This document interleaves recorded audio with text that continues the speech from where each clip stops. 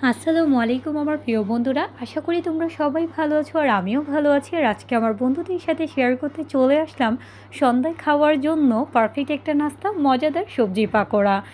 আর সন্ধ্যায় যদি এরকম গরম গরম সবজি পাকোড়া হয় তাহলে সাথে আর কি লাগে। আমার বন্ধুরা, একদমই তোমরা অল্প উপকরণ দিয়েই তৈরি করে ফেলতে পারো এই দারুণ নাস্তার রেসিপিটি। আর শীতের সময় যদি এটা তৈরি করা হয় তাহলে খেতে আরও বেশি দারুণ লাগে শীতের সব টাটকা টাটকা সিজনাল সবজি দিয়ে। আমি এখানে আমার পছন্দ অনুযায়ী সবজি দিয়ে এই মজাদার পাকোড়াটা তৈরি করেছি। তোমরা তোমাদের পছন্দ অনুসারে সবজি নিয়ে নিতে পারো। আসলে সবার তো আর সব সবজি পছন্দ লাগে না।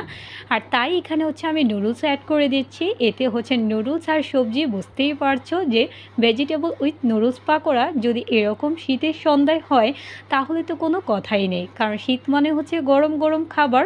আর এটা একদম পারফেক্ট একটা নাস্তা, শীতের বলো বা যে কোনো অন্য সিজনে বলো। আর এখানে আমি সবজি পাকোড়াটা তৈরি করার জন্য সব কিছু একসাথে রেডি করে নিয়েছি। চলো বন্ধুরা, পাকোড়াটা তৈরি করার জন্য আমি এখন বলে নুডলসটা সেদ্ধ করে নিলাম আর সাথে এখন একে একে সবজিগুলো দিয়ে দিচ্ছি। এখানে আমি বাঁধাকপিটাও একটু সিদ্ধ করে নিয়েছি, এতে সফট হয়ে যাবে আর পাকোড়াটা তৈরি করার জন্য ইজি হবে। আর এখন আমি পেঁয়াজকলি দিয়ে দিচ্ছি, কারণ এই শীতের সময় এই পেঁয়াজকলিগুলোর দারুণ একটা ফ্লেভার আসে আর এটা দিয়ে পাকোড়া তৈরি করলে আরও বেশি ফ্লেভারফুল হয়। সাথে পেঁয়াজ কুচি, কাঁচামরিচ কুচি আর পুদিনা পাতা দিয়ে দিলাম, এতে আরও বেশি পাকোড়াটা খেতে ফ্লেভারফুল হবে। আর এখন অল্প একটু রসুন বাটা দিয়ে দিলাম, এতে দারুণ একটা ফ্লেভার আসবে। আর এখন আমি মশলা হিসেবে দিয়ে দিচ্ছি ম্যাগি মশলা, এতে স্পাইসি একটা ফ্লেভার আসবে পাকোড়া থেকে। আর সাথে নুডলসের মশলাটা দিয়ে দিলাম। আর এখন দিয়ে দিচ্ছি অল্প একটু পরিমাণ মতো লবণ আর সাথে দিয়ে দিচ্ছি অল্প একটু সোডা, এতে পাকোড়াটা খেতে আরও বেশি ক্রিস্পি হবে।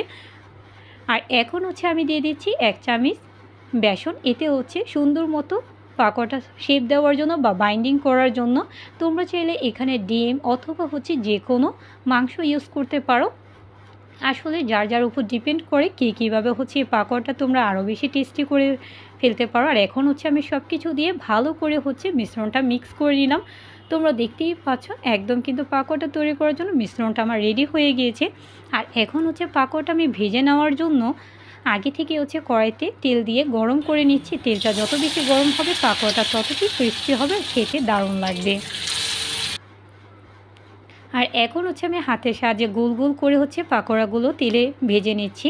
আর অবশ্যই পাকোড়াগুলো ডিপ ফ্রাই করে নিতে হবে, এটা আরও বেশি ক্রিস্পি হয় আর খেতে দারুণ লাগে। তোমরা চাইলে শ্যালো ফ্রাইও করতে পারো, কারণ যেহেতু নুডলস আর সবজিগুলো সেদ্ধ করা হয়ে থাকে। তবে আমার কাছে একটু পাকোড়াগুলো ক্রিস্পি করার জন্য আমি অবশ্যই সবসময় ডিপ ফ্রাই করে থাকি। আর আমার পরিবারের পছন্দের একটা নাস্তা এই সবজি পাকোড়া, তাই আজকে আমার বন্ধুদের সাথেও শেয়ার করে ফেললাম এই মজাদার টেস্টি টেস্টি ক্রিস্পি সবজি পাকোড়া। আশা করি আমার বন্ধুদের কাছেও ভালো লেগেছে। তোমরা কিন্তু একবার হলেও বাসায় ট্রাই করবে। আশা করি পরিবারের সবার এবং ফ্রেন্ড সার্কেলের সবার কাছে ভালো লাগবে। আর লাইক কমেন্ট শেয়ার করতে ভুলবে না। যারা যারা আমাকে সাপোর্ট করেছে অসংখ্য ধন্যবাদ। যারা আমাকে এখনও সাপোর্ট করেনি, সাপোর্ট করে ফেলো আমার নিত্য নতুন ভিডিও দেখার জন্য। Thanks for watching my video. Allah Hafiz.